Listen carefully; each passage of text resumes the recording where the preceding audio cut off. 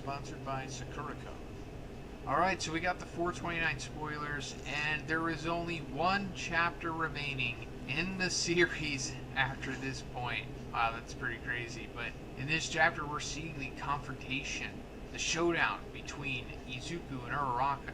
It's like, did they get together? You know, what's going on with them? Well, we're going to find out. So the chapter begins with a narration by the mysterious character. He says that when they discovered that his quirk was a mutation, all of his family members started treating him very nicely. Soon afterwards, however, they locked him in an underground room in their house. It's a mutation as in like Aries, where it's not something he inherited from his parents. Okay, so this is really interesting. We're going back to that... Who's that guy? It says here, mysterious character that we saw like 4 or 5 chapters back, where he was like walking through the city crying, and he pretty much looked like a villain, you know, with the bandages and everything. And I thought at least that maybe he was this new, you know, big Shigaraki level villain that they were alluding to, you know, as to one replacing him essentially. And now we're finally coming back to him. His mouth was tied up and he was kept locked in there, scared as he cried nonstop. One day, some years later, his family started shouting, "This country is doomed," and threw him some bread to eat and never showed up again. Later, an explosion hit the house and destroyed part of the underground, allowing him to leave. After so long, the sunlight hurt and he didn't know where to go. He had felt left alone and scared for all these years, but outside people were smiling and working together. Why? So this is like his tragic backstory. He had a variant quirk. Since Rukasu says it's like Aries, that means it's like a quirk that never existed before. Like, he didn't get it from his parents. It was kind of just like an anomaly. Pretty sure it's not being explained what it is. I'm not sure if we can see contextual clues. But he got locked away. He was pretty much a prisoner until, I guess, most recently with the war, and he was able to get out of there. And now he's kind of just been wandering, I guess. Cut to Uraraka as she remembers Toga's final words. Uraraka tells herself that she's only alive thanks to Himiko's death and starts to cry. But Deku arrives. Uraraka tries to hide her tears and cover up, asking how he got there, and Deku says he used one for all. Deku says that this is the place where they had a special talk, and that he thought Ochako would be there. Ochako says she didn't want to be seen, but Deku says that she was acting weird and that since the entrance exam, she has always prioritized others over herself. As he says this, we see a montage of many Uraraka scenes from earlier in the series as Deku starts to cry.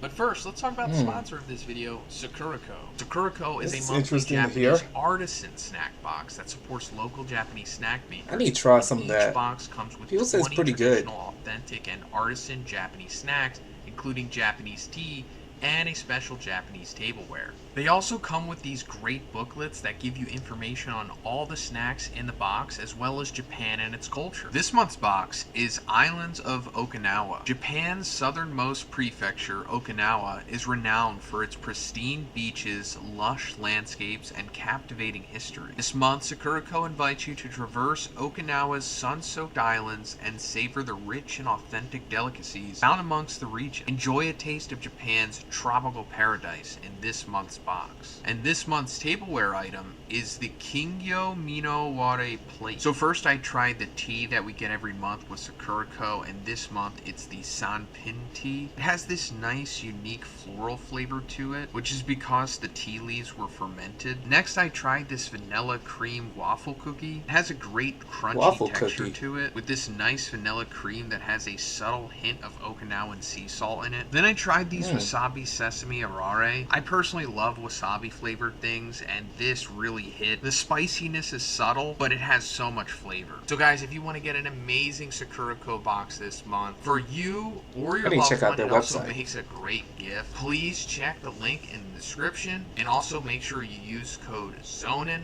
for $5 off your box. Thanks guys. Uraraka has always saved Deku, like with Black Whip and during the Dark Hero arc. You're my hero, so I don't want to rely on your strength forever. Holding someone's hand can put your heart at ease. Did you know that? Deku then offers his hand for Ochako to hold. Ochako holds Deku's hand and starts crying even harder. Himiko died because of me. If I hadn't been stabbed, her quirk allowed her to give her blood to anyone. Couldn't she have been found sooner? If I'd known her when we were children, would things have been different? So, yeah, this goes back to pretty much everything we talked about in the previous chapter. Only real additional is that it is straight up being said that Toga is dead here. Before, it was kind of just implied, but yeah, Uraraka is like confirming 100%, 1000% here that she is straight up dead because of the blood transfusion that she gave to Uraraka at the end of the war. And we even talked about what she was having this big internal conflict with about as well. You know, what if she met Toga when she was a child and, you know, led her on the path to become a hero, and vice versa, since Toga is kind of just a victim of circumstance with her being born with her quirk and the way that her family was. Deku says that he's been thinking the same thing about Tenko.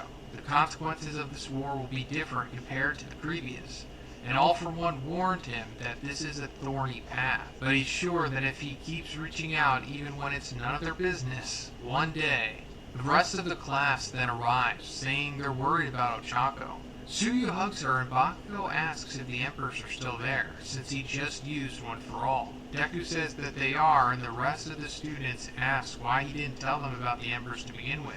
Deku's narration. One For All was completed through the heroism of many people. Now, if we can all create something together, we see that one of the UA statues has been replaced by one of Monoma, and he's bragging about it. Then we see Eri singing at Aoyama's farewell party.